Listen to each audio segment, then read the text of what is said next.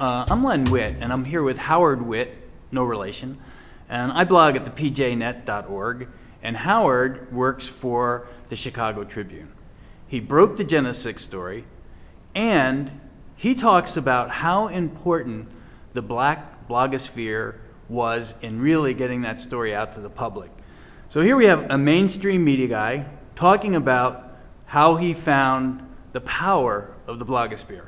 So Howard, give us a little background of what happened and how it happened and the role of the Afro-American blogosphere. I was actually largely ignorant that there even was a black blogosphere until I wrote a story last spring, in the spring of 2007, about a young girl named Shaquanda Cotton. She was a 14-year-old African-American girl in a small town called Paris, Texas, who was sentenced to up to 7 years in prison for having the crime of pushing a hall monitor at her high school.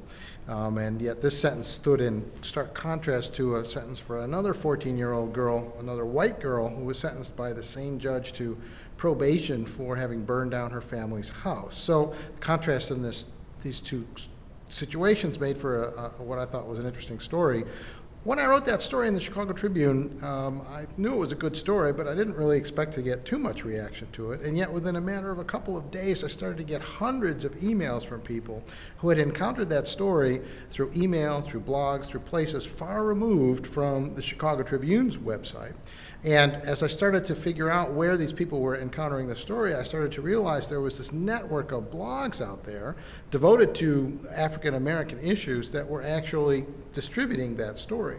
The more I read of those blogs, the more I started to realize that, contrary to my assumption, I think, my kind of assumption about blogs being a bunch of kind of narcissistic people who sit in their underwear late at night and expostulate on things, I started to realize that in fact these blogs have, particularly in the realm of the black blogs, the Afrosphere, they had some real thoughtful things to say and some real capability of generating activism around stories. In the case of this young girl, Shaquanda Cotton, these blogs picked up that story, started petition drives demanding that she be released from prison, started letter writing campaigns to the governor of Texas, and exactly 3 weeks after I wrote that initial story, that girl was freed from prison by Texas authorities. In just 3 weeks? 3 weeks, 21 days. And that happened because that story was picked up by these blogs, and then in turn triggered this massive petition and letter writing campaign. A couple of months later, I went to a small town in Louisiana called Jena and did a story about a situation in that town, which now many people know about that story. I was the first person to write that story. This time when I wrote that story, because I knew about the existence of these blogs, I made it a point of sending that story to a couple dozen of those blogs saying, hey, here's a story I think you might be interested in. Well, those blogs picked up that story, and in a manner that was exponentially greater than what happened with the Shaquanda Cotton story, that Jena story took off like wildfire, spread across hundreds of blogs, hundreds of thousands of emails, eventually attracted the attention of other reporters who came down there. CNN came down. It became a big story, and as we all know, it led to a huge demonstration in Jena last September where more than 20,000 people showed up in that town. Now, how was that demonstration organized? That demonstration was really very much an ad hoc affair, and it was a person-to-person, email-to-email, blog-to-blog type campaign where this date was chosen. It was actually chosen because it was originally going to be a date when one of the defendants was supposed to be sentenced. It turned out that the legal proceedings changed. Do we know who said this is the date that we're going to do it? Or I don't remember who the original person was who said that, but there was this kind of consensus of agreement that they would gather, and so the word spread, and eventually churches, colleges, community groups across the country organized around these blogs and spread the word around these blogs and coordinated bus trips and groups to go down there, and it created this mass pilgrimage from across the country. I mean, there are people who rode on buses 20 and 30 hours to go to this town for this protest, and it was on the strength of what they saw on a blog or what they received in an email. That again was to me, it was this powerful demonstration of the power of these blogs to organize people and to become activists based on information that was originally generated by the mainstream media.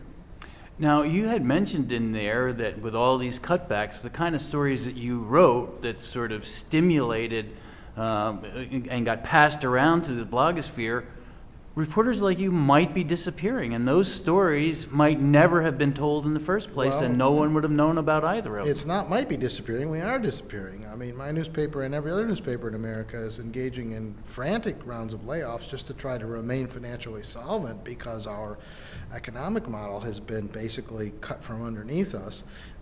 I don't know how much longer my newspaper will decide to keep me in Houston, so I may not be there to do stories like that, and there are fewer and fewer other reporters out there with the time and the resources to actually go and investigate these kinds of really complicated stories. These are not simple stories of you know, good guys and bad guys. They're very nuanced stories when you're talking about civil rights stories these days, and it takes time and effort and a real desire on the part of news organizations to pursue them.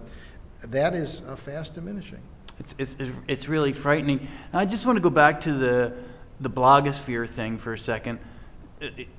Tell me how your perceptions of blogs have changed since that first time when you started getting all of those emails. Yeah, well, I originally assumed in this kind of, attitude that I think a lot of mainstream journalists have towards blogs, and I was very dismissive of them. I thought they were these narcissistic exercises, but in fact, I still think that to a large extent with regard to a lot of what you would call the quote-unquote white blogs, the liberal blogs like Daily Kos and Huffington Post and some of these. Those blogs, as far as I'm concerned, are pretty boring. They pretty much involve people expostulating on what they've read in the New York Times. They're concentrated mostly on big picture political issues, and it's like I don't really care about other people's opinions on those things. But what I found in the ethnic blogs, the African-American blogs in particular, and to an additional extent Hispanic blogs and Asian blogs, is that those bloggers are organized around much more visceral community issues, around real problems. They're writing about real issues and uncovering issues that affect people's lives, and they're organizing around them and creating activism around them. It's hard to think about the last time the Daily Kos actually did something, created something, changed something, whereas the black blogs can claim to have freed a 14-year-old girl from prison. They can claim to have drawn 20,000 people to the town of Jena, and that's an incredible power that they are learning to harness and exploit. So I have great respect for these blogs now, and in fact, I view them as essential ways to help distribute the stories that I write in the mainstream media. So do you think at some point, let's say the mainstream media, let's just say your job disappears, do you think the blogosphere will be able to fill that void itself? Well, no. I mean, bloggers, they're not professional journalists, and they don't pretend to be. There's kind of a division of labor, Bloggers are an amplification of what the mainstream media does. They are a venue, a distribution venue, but most of these people are professionals themselves. Many of these black bloggers are professionals in the technology industry, pharmaceutical salesmen I know. A number of them are lawyers. They have their own jobs and lives to live. They're not out there to go gather facts and investigate, and that's not what they would say their role is. So if you take away from that equation the kind of fundamental fact gatherers, which is what journalists do, I don't know what's left, and I'm not sure what's left for them to become activists about. So there's a real serious question for the way that our democracy functions. On the one hand, what's happening now I think is very positive because you have these blogs that are able to become active around stories that they see. That phenomena didn't exist a decade ago before we had widespread internet use and blogs. But the problem is if you take away from that equation the fundamental facts that mainstream journalists are trained to gather, we're going to have a real unbalance there. Okay. Well, thank you very much. Is there anything else you wanted to add? No, but it's great to see you, my long-lost brother. There we are. Howard and Leonard Witt here.